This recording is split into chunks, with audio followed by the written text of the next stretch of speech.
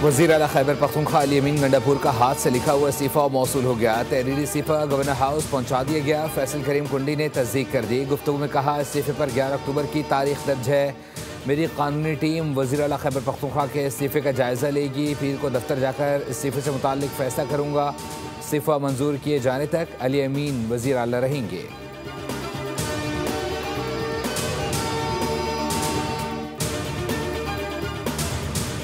एक मजहबी जमात लाहौर में पुरतशद्दुद एहतजाज कर रही है। पुरतशद्दुद एहतजाज से अफसरान समेत सैकड़ों पुलिस एहलकार जख्मी हुए। पुरतशद्दुद एहतजाज से आम शहरी मुतासर हो रहे हैं। मुल्क में जब भी तरक्की करने लगता है तो पुरतशद्दुद गिरोह सड़कों पर आ जाते हैं।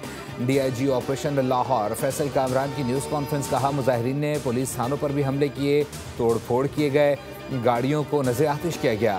किसी को भी पुरतशद्दुद एहतजाज की इजाज़त नहीं देंगे। बातचीत के दरवाजे बंद नहीं किए। मजहबी जमात का गज़ा के मामले पर एहतजाज का कोई जवाज़ नहीं।